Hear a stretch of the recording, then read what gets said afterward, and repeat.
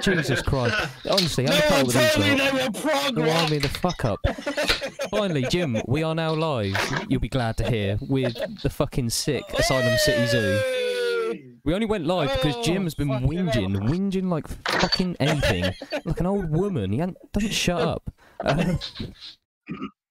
Anyways, Rishi, Mark, Baz, and Nick, how the fuck are we doing, guys? Good. Yeah, good. How's the lockdown been treating you? It's obviously the first thing I have to ask you.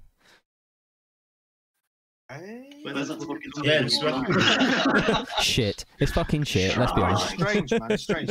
When we went in the first lockdown, I think I don't know. I think everyone kind of thought, you know, all right, it is what it is. It won't last very long. And in a month or two, everything will be all right. And then a month or two passed, and oh, hang on. Is that carried on. This might keep going. Yeah. I mean, you're like something else is. Yeah.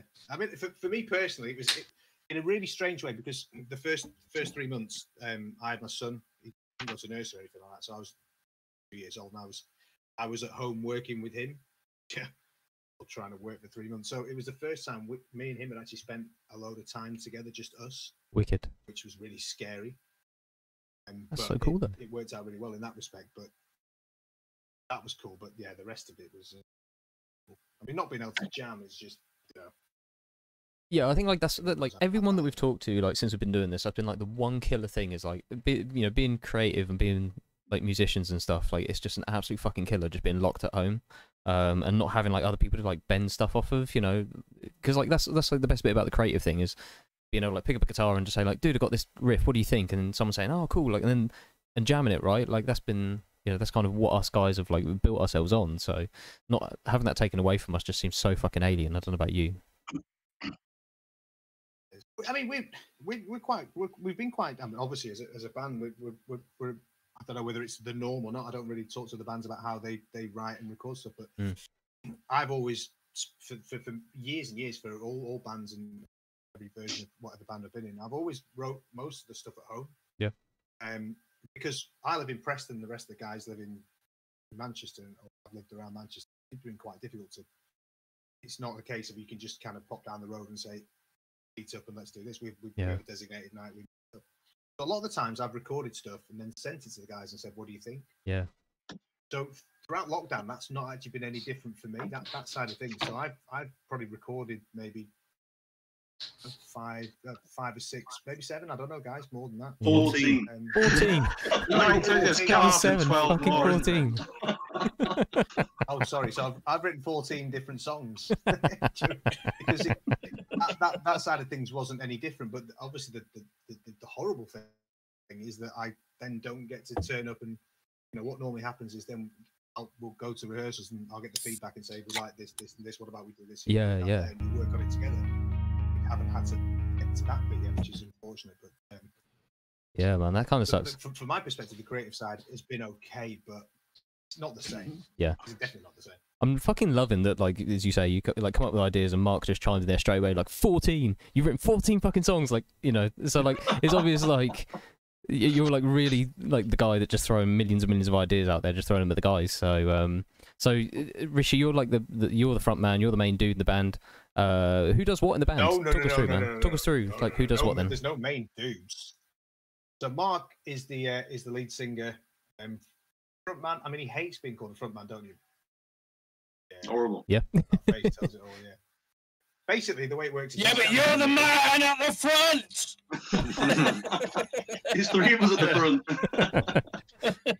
He stands at the front and he obviously sings and plays guitar as well. I stand on one side or the other. Baz is obviously behind us making this beautiful noise and the rhythms. I mean, this is the unfortunate thing. Again, this is a problem with lockdown. Nick's in the band during lockdown, but we haven't obviously had a chance to gig with him, which is horrible. I mean, we haven't known Nick for years, and he's a great guy and a great bassist. But the unfortunate thing is we haven't actually. I think we've. How many jams have we had? The 4 of us. Is it 2? Oh my God. Just 2. 2 is full band. Shit. Fucking hell, man. Which is awful. It's horrible, but yeah. I mean, but it's ticking along. I mean, with the 14 tracks, I've got 7 with drums now. Cool, man. How have you found that then? I Like, mean, we're the same, really. I mean, we've not done any gigs with Sean. Yeah, not a bad thing. have we? It's not a bad thing. It's fair game. Fair game. It's what happens. Oh, no, guys, honestly, I'm really good. I'm good. Trust me. I am. It's all right, Rich. You don't need to stick up for me, mate. It's all right. I've got it. I appreciate it. Thank you. But that's the thing. I mean, a lot of people during this lockdown have decided, actually, my life's better not being in a band. So a lot of bands have like split up and said, "Fuck it, yeah, this is fucking great." I've finally realised that my addiction to music means nothing. It's great. It's great just sitting on Twitch playing fucking. There's been a lot of that. There's been a lot of bands. I mean, it is difficult, isn't it? If you're in an unsigned band, you've got a whole range of priorities, haven't you? And trying to balance all them out. I mean, for us, it kind of works a bit better than. There's a lot of bands that have kind of tried to get that middle ground where they're unsigned, but they try and go to the next level. And where they try and make a living out of it, but it's not. The way the industry is now, it is difficult to get to that you can make a living out of it. Yeah. Oh, there's the police coming for me. Yep. We have our. Oh, hello. Who's after us? That's me. That must be somebody in Manchester. Whoa, Jim. What are you trying to say about the Manchester crowd, man? No, he's not wrong. He's not wrong. Motherfucker. There's always fucking things going off up there. I live near Wigan. I think it's the police coming past here. They're after you, man. They're after you, Nick. That's what it is. I mean, how like so Nick? How does it like feel for you, man? See a lot Like of bands who split up, don't we? Yeah, sorry, Nick. How does it feel for you then, man? Say Like, that again, joining the band and not being able to like really kind of gig with the guys and like and go through that like creative process of like hanging out with the other guys. Like, how does it feel for you, man? Like, are you just itching to hang out and work on the stuff? Yeah, so I joined the band last year. We've not really been able to meet, only a couple of times, so it feels like it's not started properly yet. So they've sent me quite a lot of material, and I just can't wait to get started, really. Yeah. Like that just means, like, as you say, that must be the hardest thing, dude. Is it's not kind of been able to have that interaction once again and kind of get that creative process out. So yeah, feel for you, man, because I'm going through the same thing. Yeah, it sucks. Big time. Big time. But we have meetings. Yeah, because I've met them before. Because we used to share the rehearsal rooms with the previous band I was in. Oh, so like, sorry, it's quite hard to say that again. So yeah, you'd already met like each other then, obviously from previous bands in like a community area. Yeah, from sharing the same rehearsal space. Yeah, with the last group that I used to be in. Cool.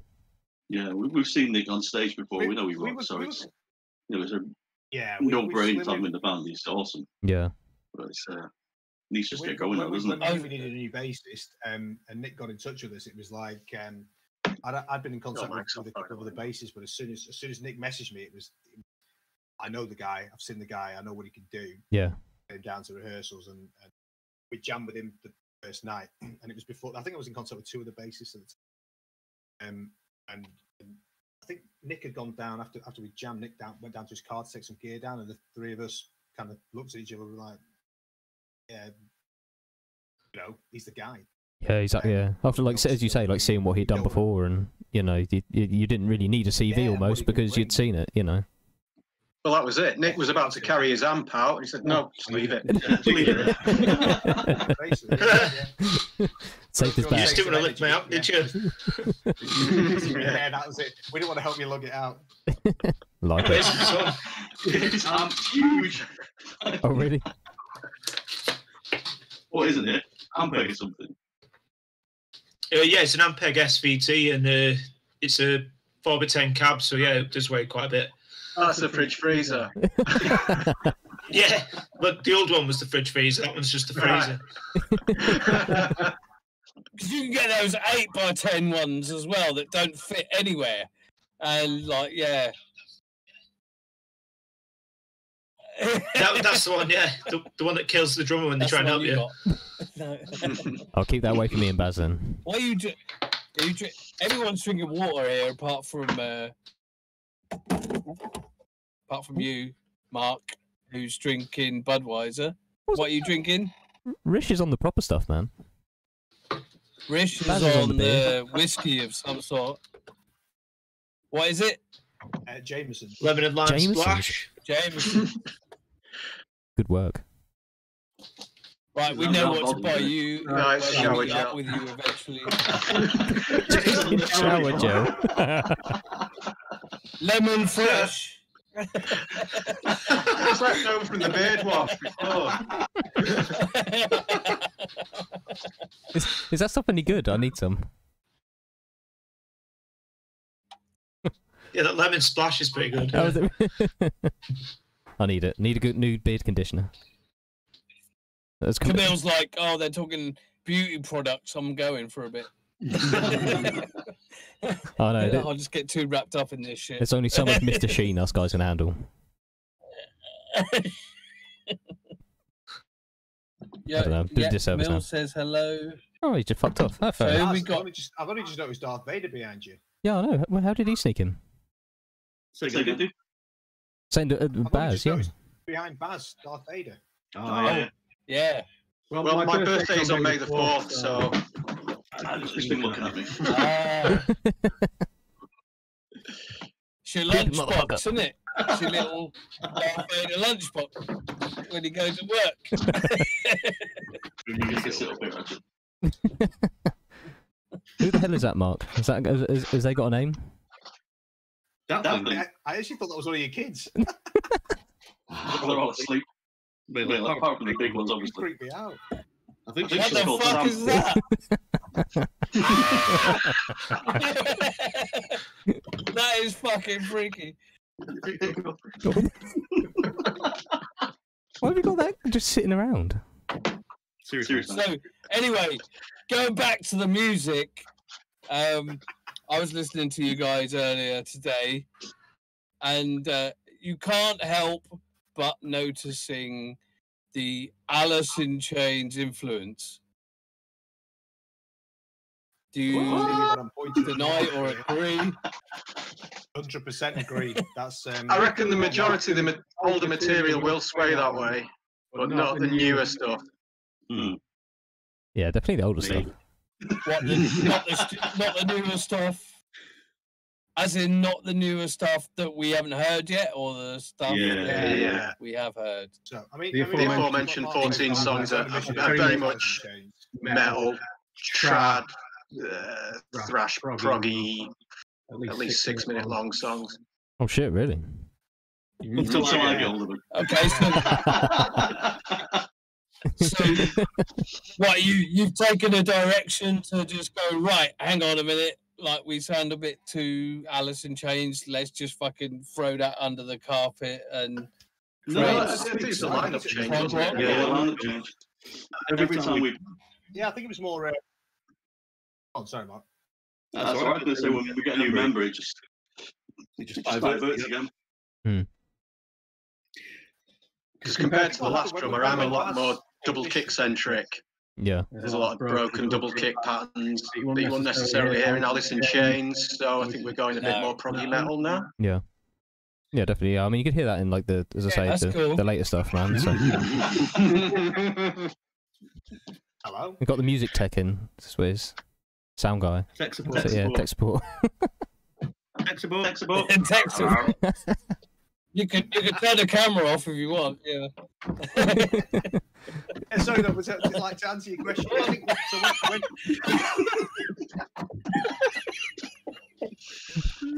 I've got the same on. I've got the same on the left as I have on the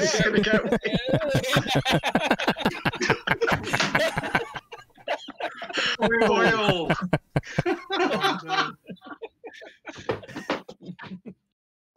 Sorry. When Baz joined in the before he officially joined, but he got in touch with us and was interested in the position. He sent us a couple of videos of himself playing some of the songs, and he put things we weren't expecting in some of the songs that were already there, and I could tell from what he was putting in with some of the double kick and the phrasing and whatnot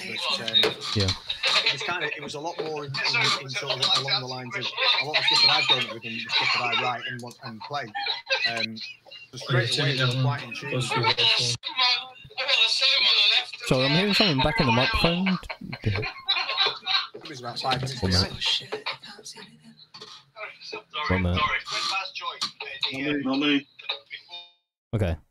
I've had to mute Nick for a second. 1 minute. So, sorry, Rishi, you were saying, my friend. Yeah. It's like we're getting some video playback stuff there. I don't know why. I could tell with the way Baz was playing some of the stuff that he was playing and whatnot that he gave us before he came to the band. And when he joined it, he was obviously very respectful of the songs that were already there.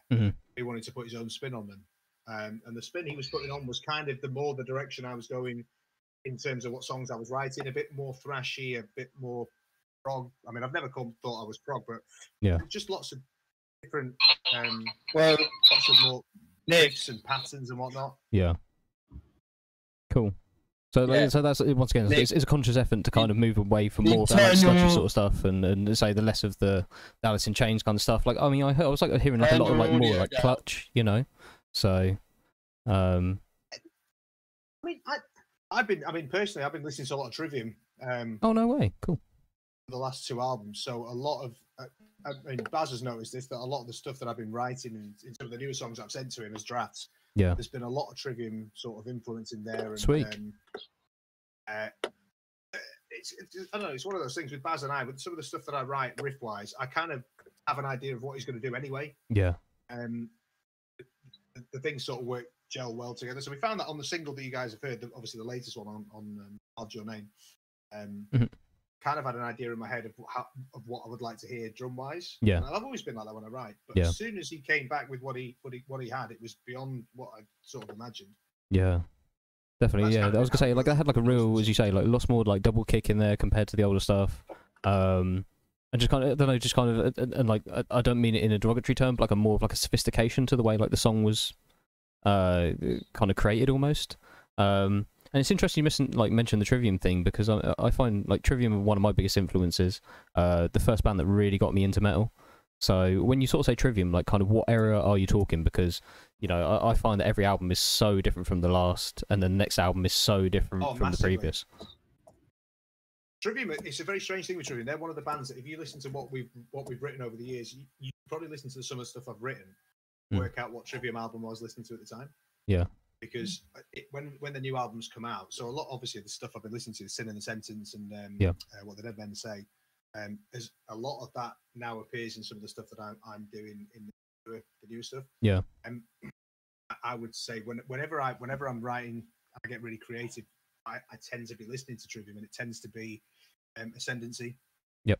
I do like Shogun, an album. I think it's that's one of my favorite albums of all time. Like, just purely because like I love how that album is like it's just constructed. And I'll also listen to In Waves and think that I really like that. Yeah, because I'm sure like you've noticed, and I mentioned this to a friend of mine, like not probably like a couple of years after Shogun come out, but the very first riff you hear on that album is the very last riff that you hear on that album.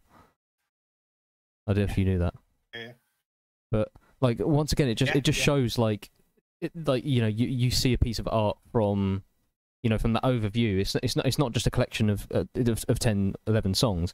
It's an album, and each song has that place within its album. And I find that when you kind of listen back on an album from a band and you hear a collection of songs, it's a collection of songs. But what makes it a great album is when you listen to that whole thing and you see it as a whole landscape of how that that transfers from the first song to the very last, and that's what really kind of made me appreciate Shogun above most Trivium albums. Yeah, definitely. I mean, it was just one of those albums when it came out at the time. It was, I don't know. It was. I mean, I like the Crusade to a certain degree. Yeah.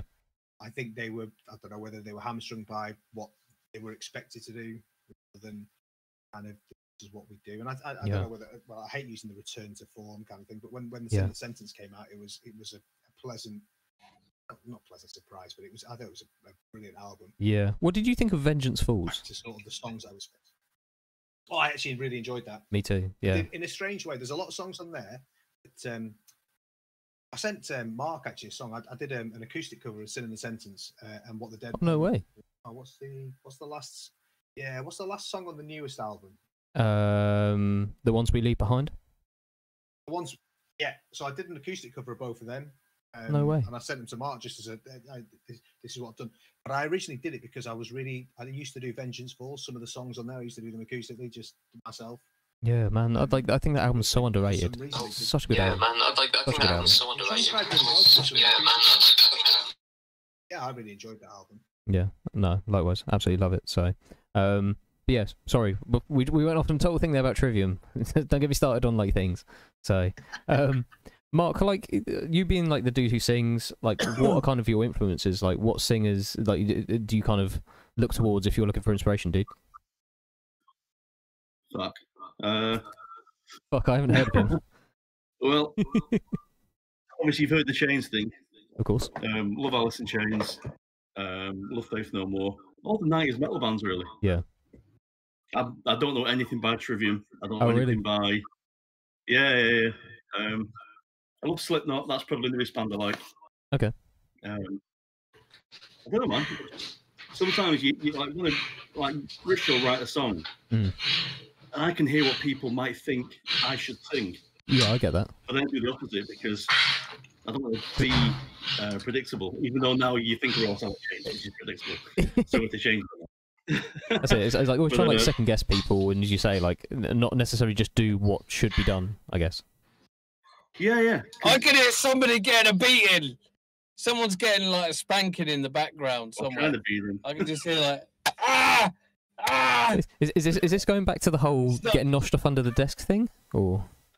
It's whoever's not on that sofa is getting their ass spanked. I reckon Baz is getting noshed off by that little baby thing we saw. Can you hear it? How much she's there? Look.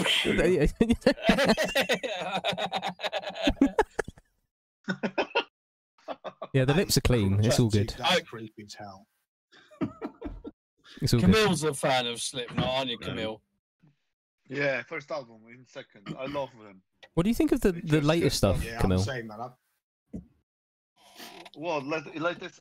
I haven't heard, to be honest. I haven't listened because, in my opinion, I always try and go through the whole history of the band, from the beginning to the end. And I basically just stuck on a third album with Corey Taylor, and I just said like, okay, when I go through that, I will go to the next one. Yeah. However, I have listened some of the songs like video clips, and I really like it. I think Slipknot make like a huge progress from the music like new metal to the progressive metal, you know, and that was really unpredictable. Unpredictable, I would say. Yeah, it's like something new. Do you think that's the thing? Right. Iowa, I'm just wondering. You can only do the next album so much. And the next album was really unpredictable. Camille. It was like completely different from. You're doing the right thing, Camille, by ignoring him. I haven't go through all that. Do you think that you can only do so much heavy metal before it then becomes the necessity to become a progressive metal band? So like you can only do so much, you know, like for you know, pounding metal, and then it's like shit, people aren't gonna think of us as a serious band until we become like more progressive.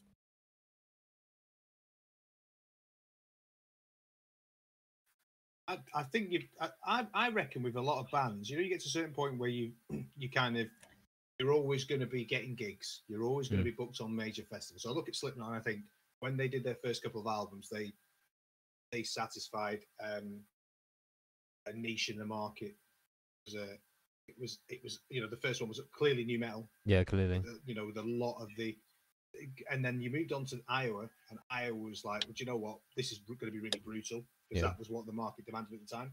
By the time they got to Volume 3, they were big enough to say, well, we're going to do what we want, and we're going to be big enough to do a lot of songs. You know, you got Jim Brooks, an amazing guitarist, and Mick Thompson's an amazing guitarist, and they put solos in that album.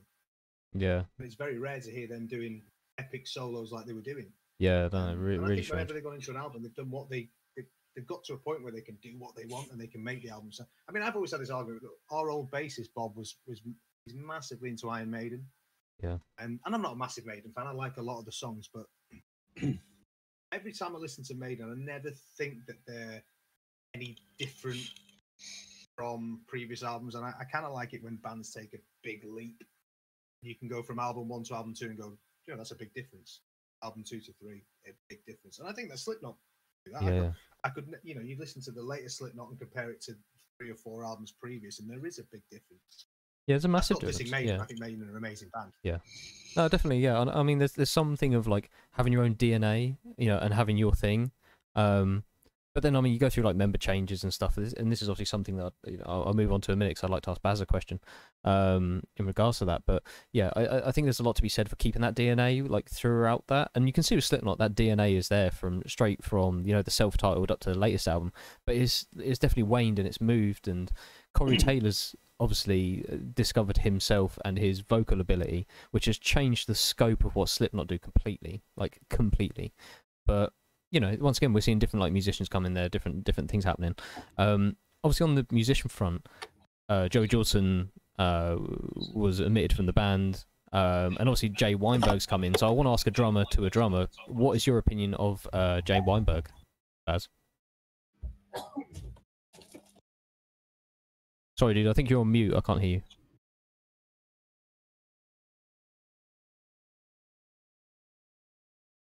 Yeah, I think the question would be interchangeable with a lot of drummer changes in bands, like the Lombardo Boss Staff trade-off that went on for a few years. Yeah, I think Boss Staff, in much the way the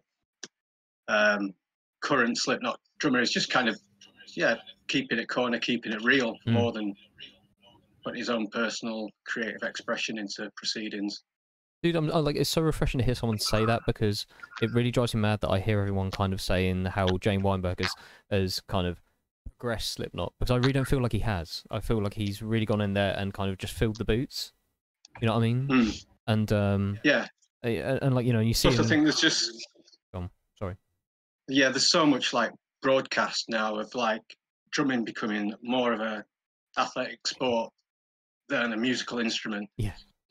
Various drum offs, you YouTube it, fastest paradiddle in the West, double kicks like machine guns, and it kind of surpasses the music in a way. And I think there should be a bit of a cut-off point. There's 2 or 3 good books as any drummer needs, really, and good ears. Yeah, and I think there's just so much to be said for like status and where you are in a particular league table that's been imagined by just people looking on social media. Yeah, no, I think like that's what's kind of like really kicked our instrument in the bollocks, is the whole social media thing. Like, I only have to open up my Instagram and see like people with like paid adverts doing covers on on whatever platform, on YouTube or something, and like it kind of bores me a little bit, and it just feels like any drummer at the minute can become quote unquote famous, probably by doing something like going on Twitch, but hey, that's kind of what I did. But but yeah, there's I think there's just a lot to be said for like sitting down and playing drums and kind of playing what comes from here, from the heart, and just kind of and playing for the song.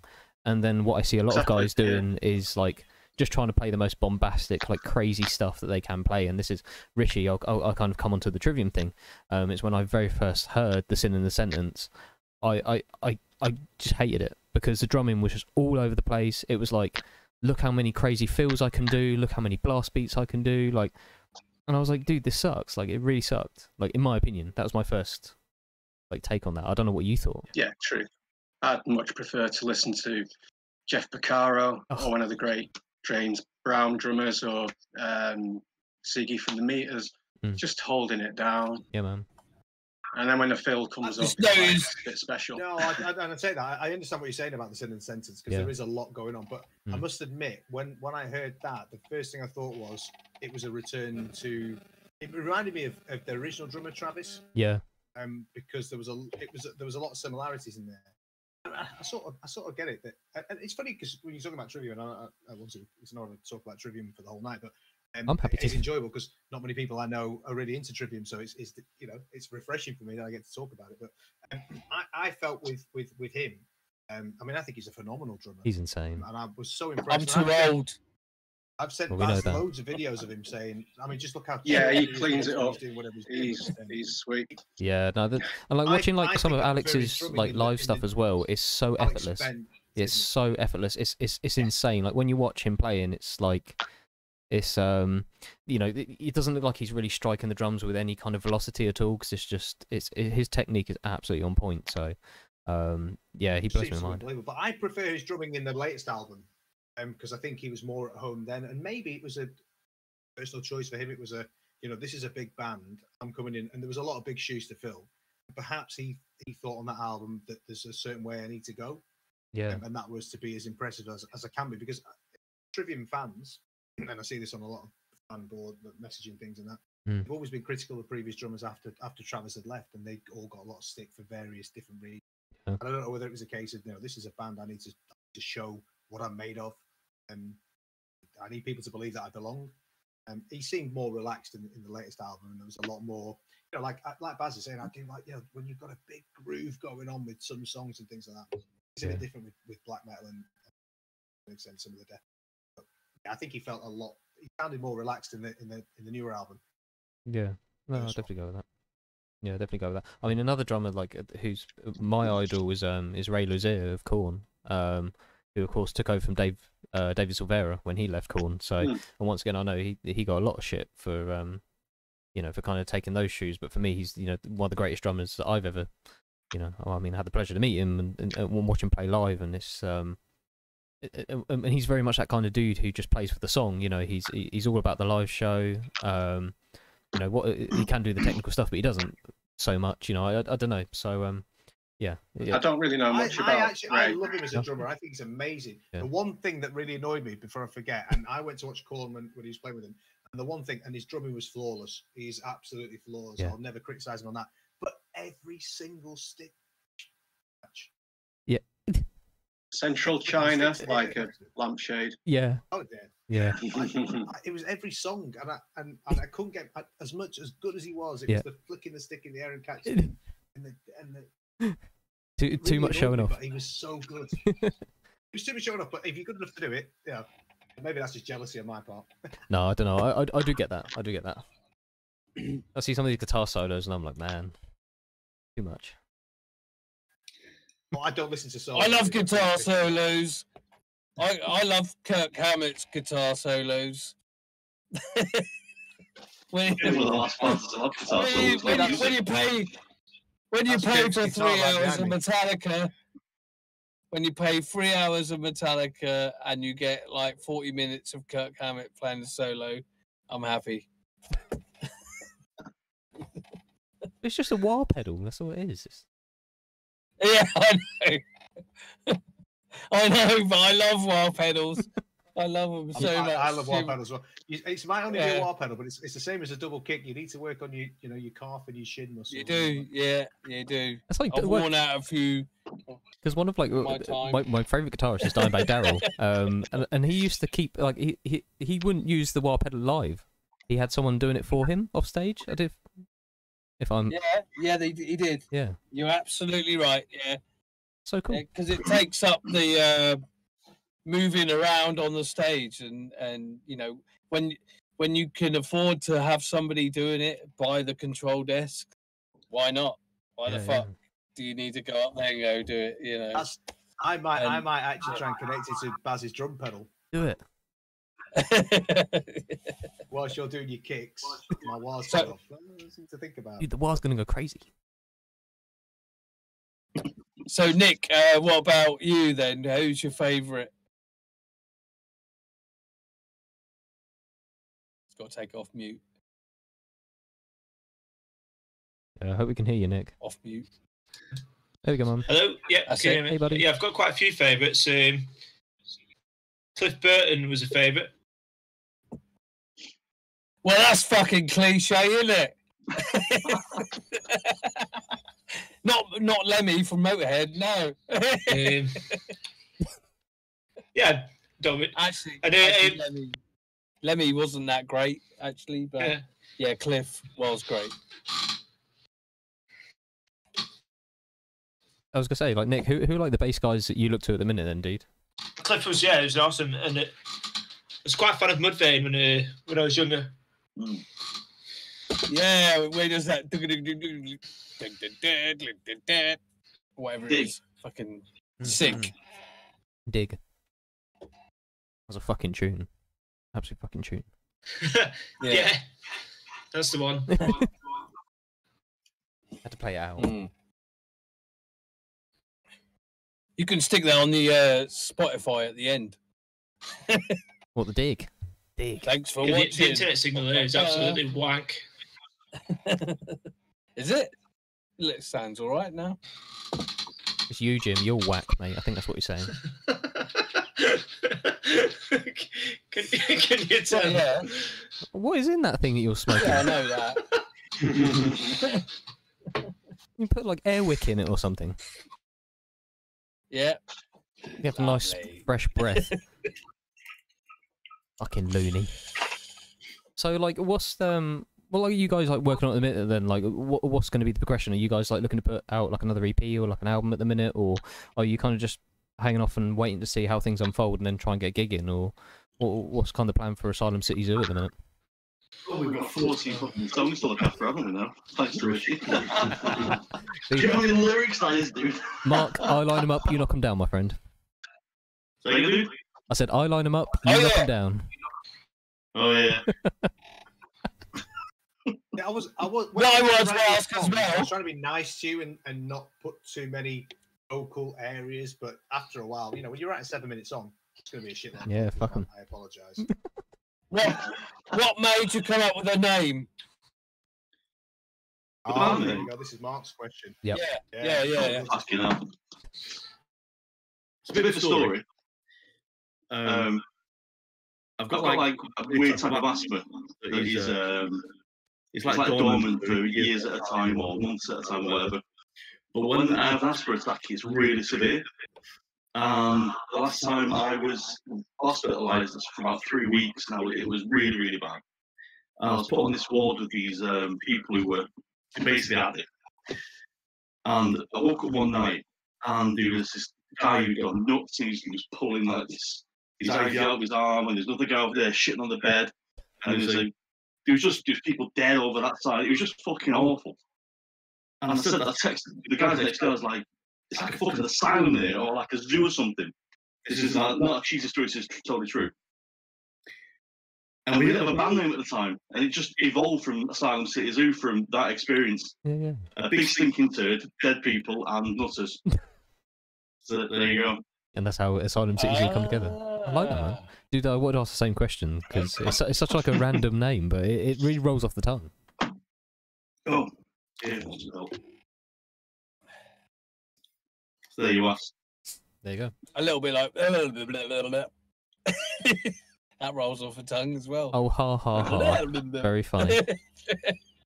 Such a funny guy, Jim. You ever think about being a comedian? No, it does. It does. No.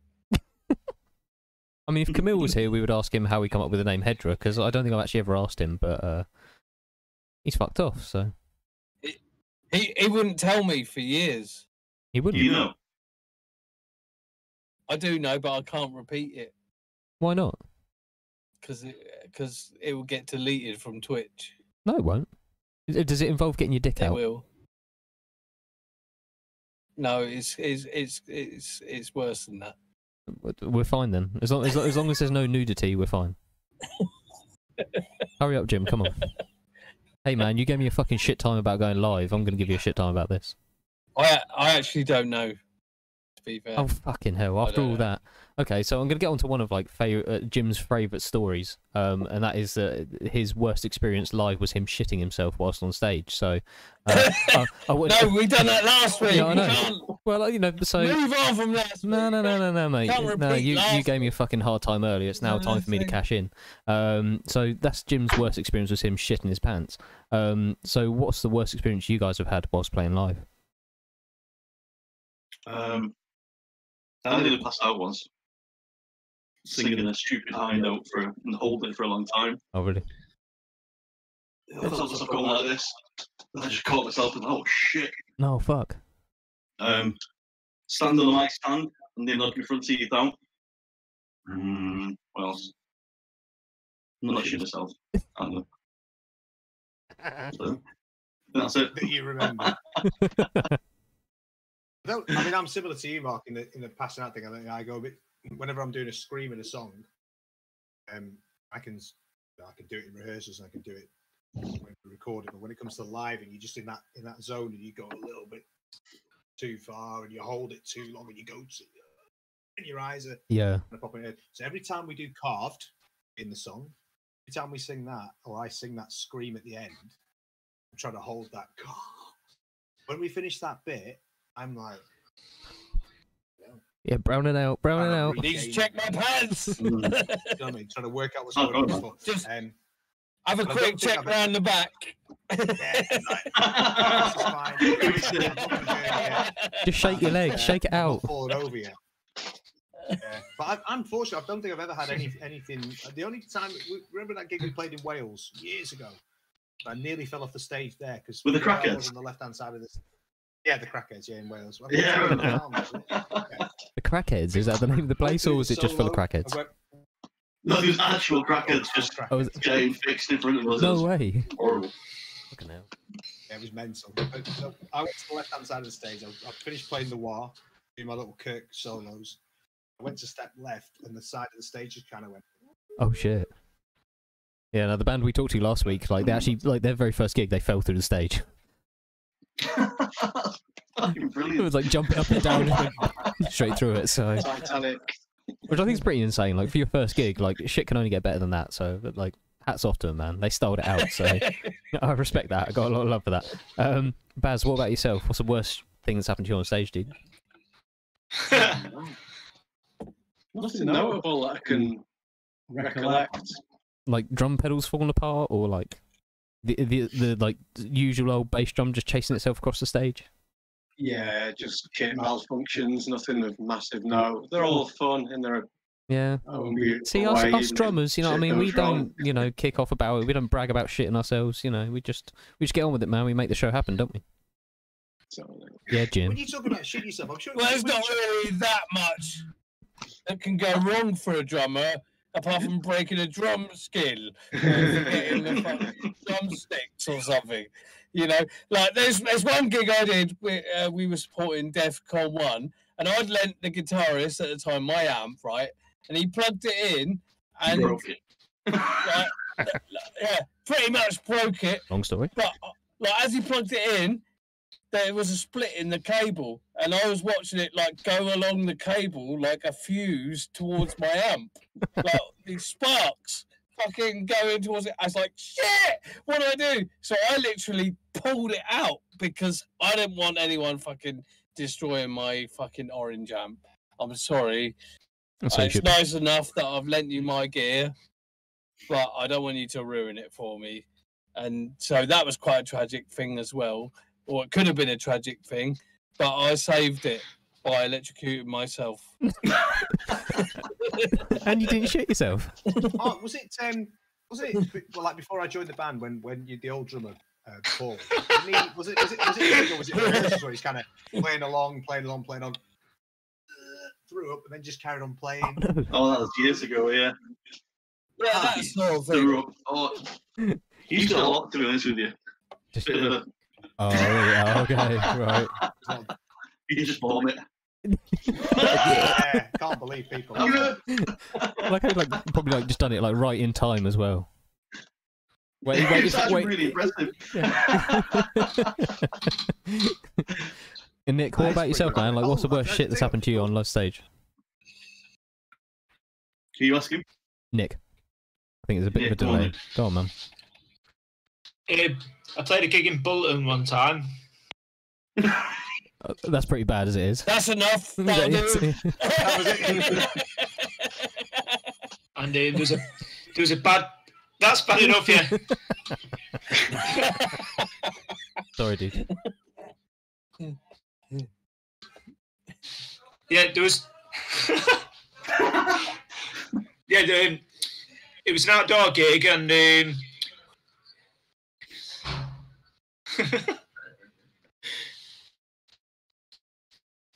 the outside stage set on fire while we were playing. They had to stop the set partway through, and they got us all.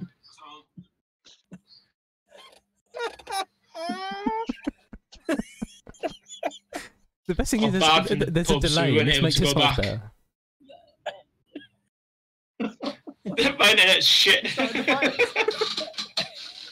Oh, my internet is terrible. It's cool. It's cool.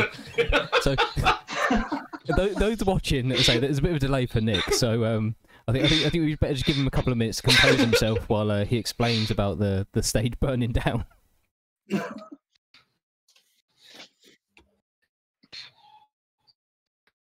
Yeah. So it's a pub. Can I name the pub? Yeah. Bit of the Alma. The Alma? No. Yeah, and the Dog and Partridge in Bolton. Oh, Dog and Partridge. Oh, Dog and Partridge. And it actually burnt down. Yeah. So they barred us off in the pub, and then a week later, somebody drove a car through the pub.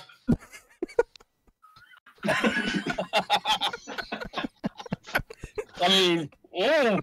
I mean that's awful. Sounds like something out of And somebody emailed me to ask me, was it anything to do with our band? Oh, really?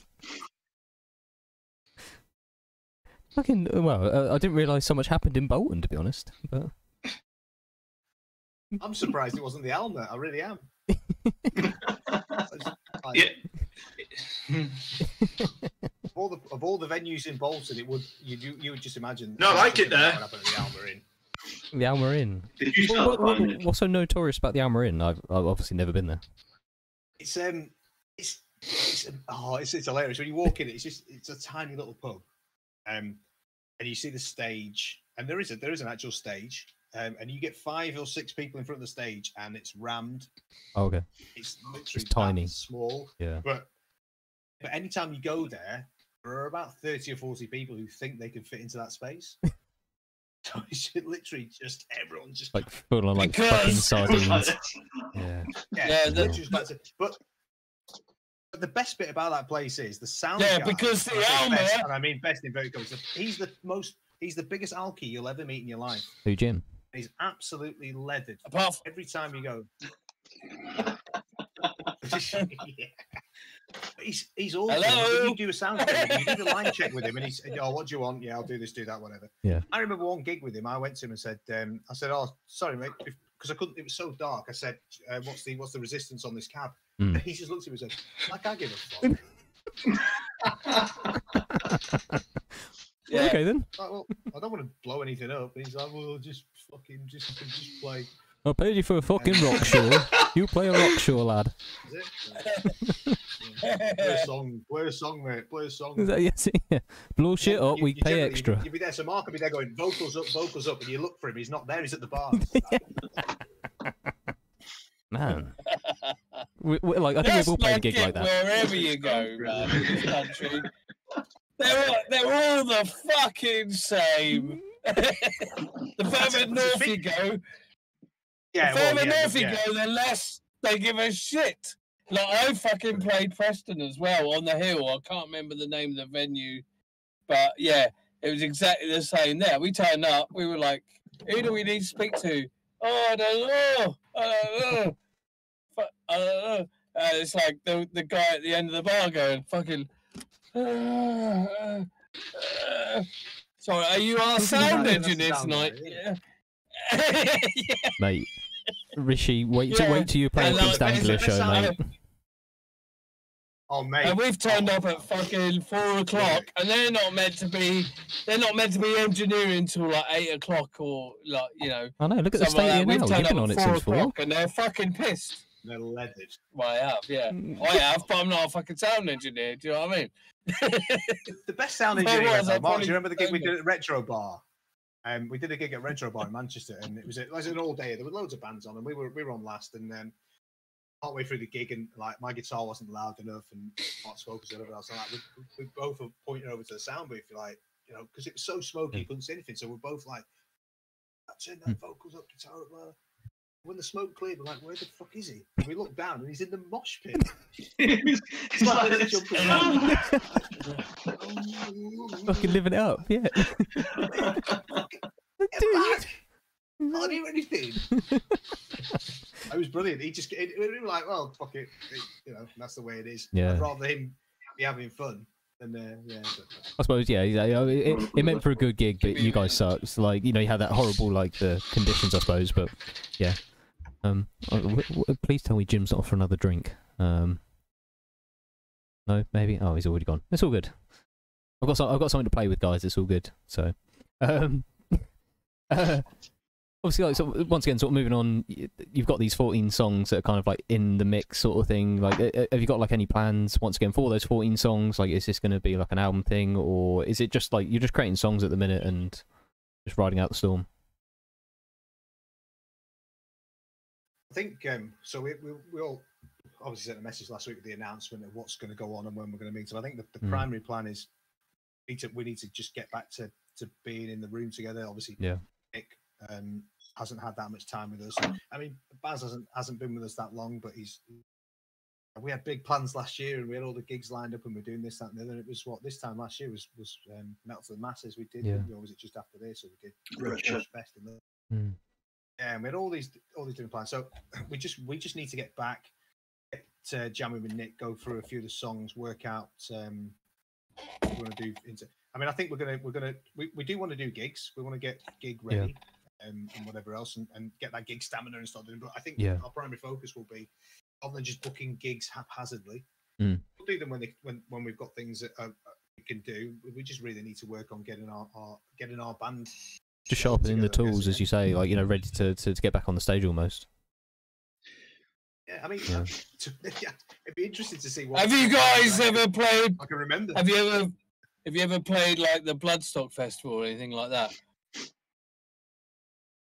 Oh, so that was one of the things we were obviously the Metal to the Masses last year, and so that was the last gig we did before lockdown, and we got through that, and we, you know, I think we won that heat and scheduled to be in the semi-final. But I can't remember what it was, and it was, you know, you had that really good feeling. It was a really good vibe at the time because the set was great and the band was gelling and everything, and just you know, like most bands, it just came to the world come crashing down, didn't it? Yeah, because of the bullshit. Yeah, basically, and then our bassist left, which didn't help, and you know, there's no bad blood there. It's just one of those things. Yeah.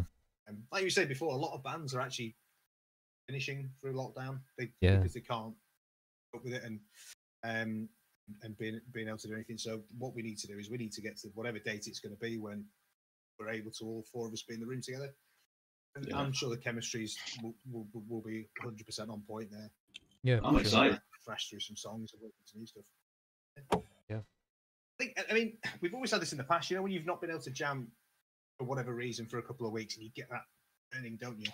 That need to get back and just, you know, need the metal. Because I don't know about you guys, and Mark will probably testify to this, and Baz as well with this having the kids. Yeah. Listening to metal is fairly limited. Yeah. You get the moments where you can. So, like, I'll drive in the car. I've got the little kid in the back, 2.5 years old, and I'm playing Hardwired to Self-Destruct, and you know, there's a little bit of potty mouth. In there.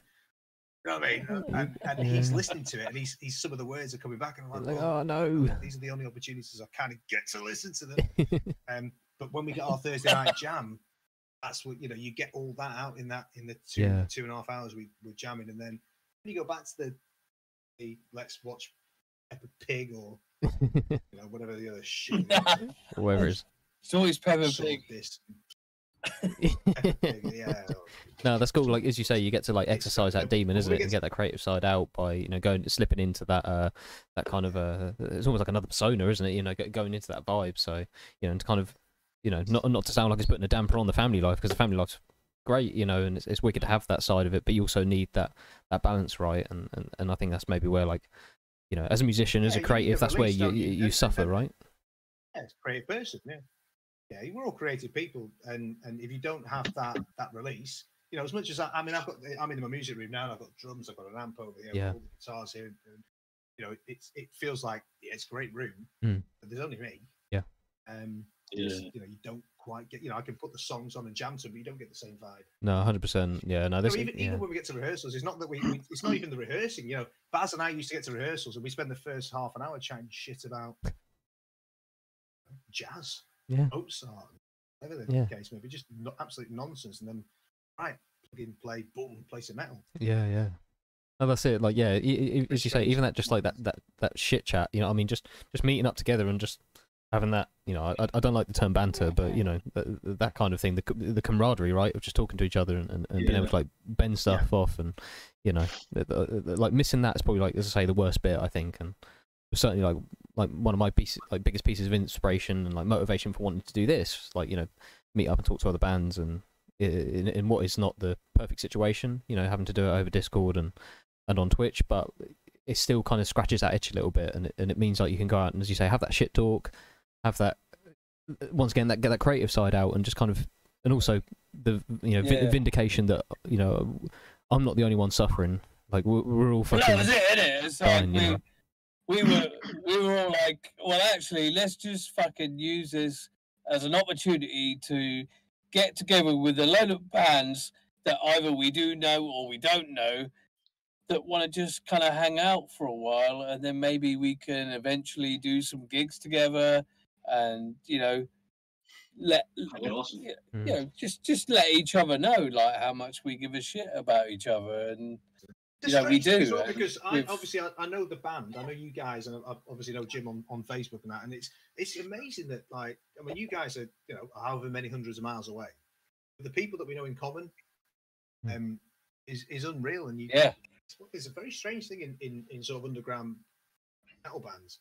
There is quite a big community. There is, quite a close-knit community. It's huge, and like, you know, you got John Badger up in Manchester as well, like, who does the Badger Fest and stuff, and he's a fucking awesome guy. And like, I've always gone to all the festivals and seen all these people around everywhere, and as a result of doing that, you know, look, the connection from going to these festivals is huge, and it's surprising. Like, you can be playing in Wales and then go to Manchester, and the same people are there, all giving a shit about the same bands that are on that circuit. So yeah, it is really important to like stay connected with everybody and be a part of it, because if you don't, then you get left out, and unfortunately that is the way of the world with regards to music and anything else in life. Is you just gotta get your foot in there and be a part of it, and then you will be a part of it. And thank you for saying I know who you guys are, because we've really tried throughout the years to let everybody know who we are, whether you've listened to the music or not. You know the name, and you know that we are trying our best, and you know, now that you're on this fucking footage, you're in there too. So let's hope that we do get to play some gigs. Yeah, but it's like you say. I mean, a lot of the bands and the people we know, you know, we've been to gigs, we've done gigs, we've been to gigs or whatever else. You know, gigs or whatever else. And through that, we've met other people and other bands you would never have met in any other way, whatever. And you build that. That connection, and you still know them years and years down the line, and that's the way we've done it. We will continue. Exactly. So we are going to know you for years and years down the line, if you carry on and you carry on doing what you've been doing. And I can see that you've been going, what is it, since 2013 or something like that, before we've even started. I was looking at my calendar the other day, Mark. I've actually known you 20 years now. Fucking hell. Yeah. That's awesome. So that's amazing. Is it 20 years now? Yeah, 20. So it was 2001 when I met your wife to be, and then I met you through her, and then I joined band at the time, and no way. 20 years. Shit, man. Insane. Shit. That is insane. Right. We're just kind of getting towards the end of the show. How so young we used to look. Without hair. So we're sort of getting towards the end of the show. I want to ask, there was obviously like one ending bit that we tend to end the shows on, where I'm going to ask you guys one final question. But before that, Rishi, Mark, and Baz, I'd like to give you the opportunity to kind of let guys know who are in the chat, who are watching us on Twitch or watching this later on YouTube or Facebook, where we can check out Asylum City Zoo, where we can get your merch, your Spotify, this, that, and the other, man. So please let us know where we can find you guys. Go on, Rishi, you speak nice. So obviously I speak nice. So we're obviously on Facebook. I mean, you obviously search for Asylum City Zoo. We're on Instagram. I believe we're on Twitter as well. All the social media platforms, you can find us on there. If anyone wants any merch, I mean, we're fairly bad with merch. We get a load of merch and then we just kind of sit on it for a while, and then we think, oh, hang on, we better get some more merch. But we've got T-shirts and CDs and whatnot, and we've obviously got that on our page. And we've got music on Spotify. We've got music on Reverb Nation, iTunes, Deezer, we're actually on all the major ones. Sites. Cool, and we can find you by searching Asylum City Zoo. Yeah. Yes, yeah. We've got a YouTube page with that you can subscribe to and check out the videos. And if you fancy a bit of getting scared at night, there's a lot of freak. I think 2 of our videos are fairly freaky, fairly nightmare inducing. Oh, are they cool? Okay. And the rest of them are, and the probably PG rating for the other ones. And all right, we'll follow you. Are you following us? Online. That's what I want to know. I'm following you. I'm following you. Yeah, I wouldn't if I was you. Cool. Like on the YouTube and stuff. No, you don't have to follow me personally. I've got my own personal stuff as well. But follow the bands. Let's look after each other. I want dick pics. No one wants that. I'm not sure you got a choice. No one wants to see that shitty underwear again. Cool. I've got pants that are shaped like denim jeans today. Fantastic, Jim. See them? No, thank you. You don't. All right. I was going to. That's very sweet of you. Yes. But, no, thank you. I'm in there. Once again, obviously it's an opportunity for me to say thanks, guys, man. Thanks for coming chatting with us on a Sunday, and taking time out of your busy lives to come hang and talk about music. But there's one final bit, and this is the Hedra, the answers no one wants to hear. It's actually got a name this week. I've come up with a name. So what I'm going to do is, if one of you 3 guys can decide... Yeah, I know. Quite impressive, huh, Jim? What sort of name? It's like I've thought about it. Filthy name. A bit more than what you have. He's broken up. The point where it needs to be a name... Jim, go drink some water. So between you 3 guys, can one of you decide on a number between 1 and 24? Between 3 of you, take your time, no rush. Come on, Baz. Baz is the man. 18. Right, so this is a question to all 3 of you, and I want you to take turns to answer this question. It's a would you rather question, so I don't know if you've kind of heard of this thing floating around on the internet, whatever. I got 4 kids. Oh, so you know all about this shit. Right, okie dokie. So, right, you're going to know all about this. Right, so the question is, would you rather have finger-sized nipples or nipple-sized fingers? Finger-sized nipples? Or nipple-sized fingers? Nipple-sized fingers. Yeah. Oh, it'd have to be nipple-sized fingers. No, finger-sized nipples. Yeah, I love finger-sized nipples too, because I just fucking chop them off. Yeah. That's what I mean, yeah, but big old... I would have nipple-sized finger-sized nipples, yeah. Would you? I could deal with that. I couldn't deal with, like... Just trying to guitar like this. That's what I mean, exactly, yeah. I was going to say, you'd kind of have like a little stumpy... You couldn't hold the pick. Yeah, it'd be like Jeremy... Yeah, that's why Jeremy Beadle never played guitar, do you know what I mean? I'm sure he tried. I think we had a bassist like that once. That's actually the most terrible image I've ever seen, I've seen this dude with great big long nipples with rings in the end. It's fucking horrible. Really? I have nightmares now. If you're a bassist, though, just slap the bass, you know what I mean? Yeah. Yeah, that was so confusing. You got nipples for fingers. I mean, for me and Baz, we could play like some bongos while we're drumming. Nipples, if you're on stage... Sure, 3 toms. Yeah, just endless dexterity. Exactly. You could come up with all that rudimentary stuff. What are you doing? Drum roll. Yeah. Paradiddle, nipple diddle. Nipple diddle. Hey. Hey. It's not a bad thing. Anyway, thank you very much, guys. Thank you for joining us tonight. We really appreciate you coming on board and spending some time with us, fucking idiots. And Well, one of us. you know, I hope we do get to have a gig at some point together. Cool. The chances are very, very, very slim because, you know, it's a big world out there and we don't have much time to get together. And it's a shame that we can't put on a huge festival for all these fucking bands that we want to play with. And maybe one day we will. But for now, I would like to say thank you very much for coming on board and hanging out with us. And I hope we stay in touch and share each other's music as well. Yeah, fuck yeah. Cool. Fuck yeah. Awesome. So, Thanks for having us. not a problem. Before we go, I'd like to offer you guys the chance to add a would you rather question to our list, because I ask everyone each week. So, would anyone like to add one?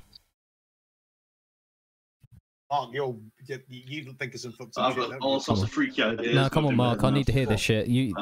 Rishi gave you the big build up to this, so I need to know, man. Oh, God. Yeah. I don't know. They're all childish. Yeah, I've but got- you can't that's what we need. Listen to extreme with kids. We need childish shit. I'm going blank now, haven't I? Oh man, I put you on the spot. Sorry, dude. Wow. I'll message you one.